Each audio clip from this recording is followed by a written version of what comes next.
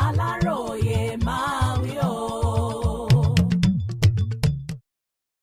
èyí ni ìdí tá a fi pàdánù ìbò gómìnà ọ̀sùn sọ́wọ́ adeleke aliyu. ṣebí wọ́n ní ìyà kì í jẹ abẹnugbọrọ kó má rí nǹkan sọ. ó lè ní èpo ọ̀gẹ̀dẹ̀ ló yọ òun, tàbí wípé níṣe lòun dẹ ara sílẹ̀ nítorí òun kò fẹ́ ní òkú èèyàn lọ́rùn.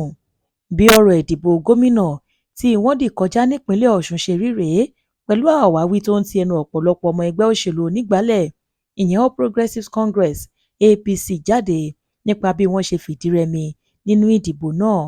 kì í kúkú ṣe ìròyìn mọ́, gbogbo ayé ló ti gbọ́ pé gómìnà ìpínlẹ̀ ọ̀sùn sẹ́nitọ́ adémọlá adélèké tó dupò gómìnà lórúkọ ẹgbẹ́ òṣèlú akọ́ọ̀dù fi ojú àwọn ọmọ ẹgbẹ́ APC lápapọ̀ gbolẹ̀ tòun ti olóyè bọ́lá oyèbámíjí tó dupò gómìnà lórúkọ ẹgbẹ́ alátakò nípínlẹ̀ náà. nígbà tó ń sọ̀rọ̀ lórí ìdí tí wọ́n ṣe fẹ̀yìn janlẹ̀ nínú ìdìbò tó wáyé lọ́jọ́ àbámẹ́ta sátidé ọjọ́ 15 oṣù kẹjọ ọdún 2026 yìí, ọ̀nàrẹ́bù farouk aliyu sọ wípé àwọn ọmọ ẹgbẹ́ APC tí inú wọn kò dùn sí olùdíje wọn ló fa ìjákulẹ̀ bá ẹgbẹ́ náà tí wọn kò ṣe rọ́wọ́ mú.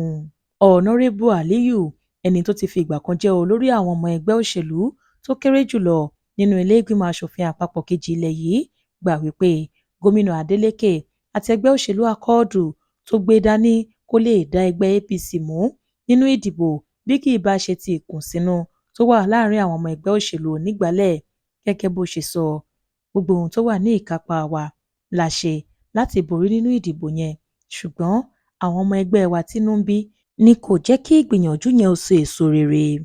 ó ní kì í ṣe wípé àwọn ọmọ ẹgbẹ́ APC ń bá ẹgbẹ́ wọn jà, olùdíje tí wọ́n fà kalẹ̀ fún ipò gómìnà ni kò dùn mọ́ wọn nínú. ọkùnrin ògúnná gbòǹgbò nínú ẹgbẹ́ òṣèlú onítẹ̀síwájú yìí tún ṣàlàyé pé ọ̀nà tí wọ́n gbà yan oyèbámíjí láì fààyè gba ètò ìdìbò abẹ́lé ni kò dùn mọ́ àwọn kan nínú ẹgbẹ́ ọ̀hún. àwọn wọ̀nyí ni wọ́n sì ṣiṣẹ́ tako olùdíje wọn tí ẹgbẹ́ APC fìdírẹmi nínú ìdìbò ọjọ́ sátidé tó kọjá yìí.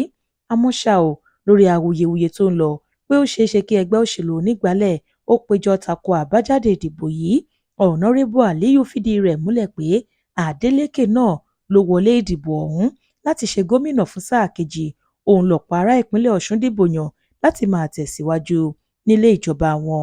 ó wáá gbóṣùbà ńlá fún ìjọba àpapọ̀ lábẹ́ àkóso ààrẹ bọ́lá ahmed tinubu fún bí wọ́n ṣe fààyè gba ìfẹ́ àwọn ará ìlú láti wá sí ìmúṣẹ lórí ìdìbò ìpínlẹ̀ ọ̀ṣun.